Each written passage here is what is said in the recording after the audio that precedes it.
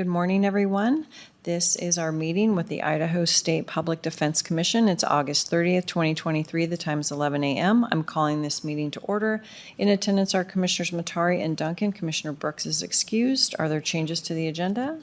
All right, hearing none, we can go ahead with our one item, and this is the Idaho State Public Defense Commission quarterly review and updates with our regional coordinator, Jennifer Rourke. Jennifer, did you want to start? Absolutely. Thank you, Commissioner Duncan. I wanted to give you folks a few updates from the Public Defense Commission. I wanted to let you know that we're continuing our robust training program. Most recently, we had Larry Posner join us for an 8-hour workshop in eastern Idaho, one in central Idaho, and one in northern Idaho in Moscow. Mr. Posner is the leading most expert on cross-examination. He also has a method of case organization and discovery review. He was able to spend time with small groups of attorneys for some really important skills training. We were honored to have a couple of your public defenders from your institutional office and at least one of your contract public defenders join us for the 8-hour training workshop in Moscow. It's our hope that they found it as valuable as we did. We are also continuing our Montroy series and our First Friday series of trainings. So all your attorneys know for September we have a Montroy series on client-centered defense, and we have a First Friday series on the conditions that the parole board looks at when determining if a defendant should be released on parole. You probably have seen a couple correspondence from the PDC. As you know, this is our last cycle. This is our last year together. So this is the last time we'll go through each of these processes, but I wanted to just update you on the next few things that we can look forward to. First, you received the award letter. It has been signed by your commissioners, and it has been signed by your clerk. So we have everything we need on our end. Know that those funds will be distributed to the county shortly after the first part of the fiscal year. If there are any questions about when that'll be deposited or if you haven't received it, just let me know and we will work with our team to make sure that you receive those funds slightly after the first part of fiscal year 2024. We have also sent out a data request. We do this every fall, and what we are asking every county is to send us a copy of all updated contracts, a copy of the next year's budget, both public defense budget and the county full budget, and a list of all attorneys that have performed indigent defense services in the county over the past year.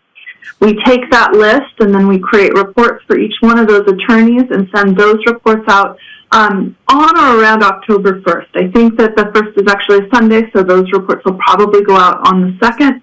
And then all the public defenders have a month to complete those reports and send them back to us. They will be due on or about November 1st. Those reports give us, and in turn you, all information about your caseloads, about attorney training, attorney experience, and other relevant information to the public defense system in your county. So those are sort of next steps. We do request that data request be returned to us by September 15th so that we have sufficient time to create those reports and get them back out to your defending attorneys before or on or before October 1st. Finally, once we receive all of that data, we compile it, we correct it. I will be reaching out again for our final annual review meetings. That will be after the first part of the new year. That's a time for us to discuss indigent defense, what you folks need, what we can all be working on, and how the Public Defense Commission can help.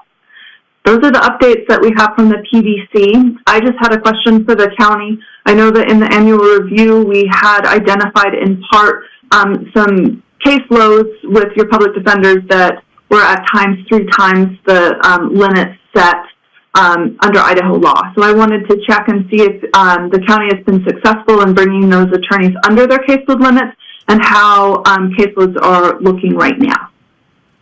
All right. I guess my One of my questions back to you first is, has the PDC changed the way they calculate the caseload limits? Because I know we've had attorneys that are double and triple counted, and those add to their caseload numbers, which is kind of an artificial increase. So the caseload limits were set in the methodology in 2019 by the Idaho State Legislature. We have not changed our methodology or how we count those cases since 2019. I don't, without specifically knowing what double counting means,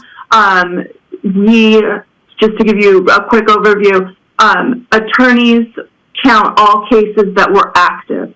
So if an attorney had a hearing, an appearance, a filing or an investigation, some actual work on a case, that's a case they count. So it's not double counted. If they've done some work on it, that adds to their workload, that adds to their caseload, and that is a case that's counted. So if an attorney handles a first appearance, then it is assigned to another attorney. That case is counted twice, once for the first appearance attorney, then for the permanent attorney. Actually, for first appearance, for counties that have first appearance delegated attorneys, so in some larger counties, they have just one attorney that handles all the first appearances. If that's what they're doing, they're actually just set at a full caseload. So those aren't double counted as cases. They're just reduced. Now, obviously, the person that takes the case after the first appearance does count that case because they're doing substantive work. But we do try to account for, and I'm Commissioner Duncan, I'm going to apologize profusely.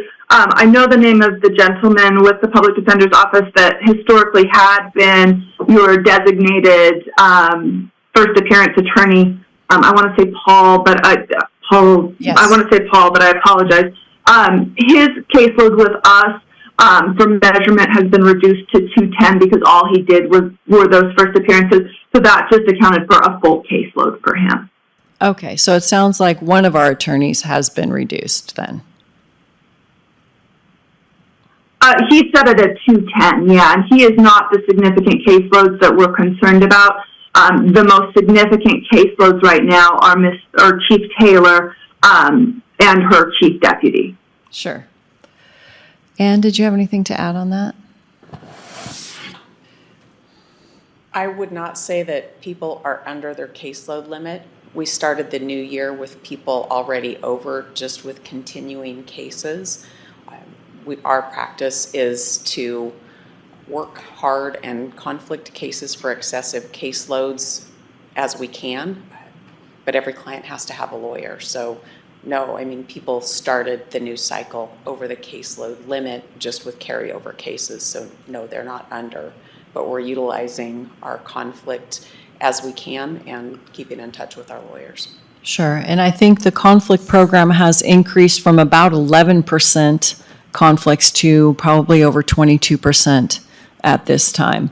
And we've actually gotten a couple new conflict attorneys, so we're also trying on that end to get as many contract conflict attorneys as we can to help lighten the load as we continue to recruit other attorneys. Did you have any other question? Those are the only questions I have, but I would be happy to discuss anything or any questions that you folks have. Okay, Bruce, any questions? No questions. Thank you very much. Ann, any questions? Okay, no, I guess we're good. I appreciate the update. Thank you, Commissioners. Thank you, Chief Taylor. I will be seeing you after the new year, but please know that if you ever have any questions or need any resources, you can call or email me anytime. Chief Taylor, obviously, we will be working together over the next few months on the Defending Attorney Annual Report, so I'll be meeting with you much sooner. But Commissioners, if you ever need anything before the first of the new year, please call or email me anytime. All right, thank you so much. Public comment? Thank you. All right, hearing none. 11:09, meeting adjourned. Thank you, everyone.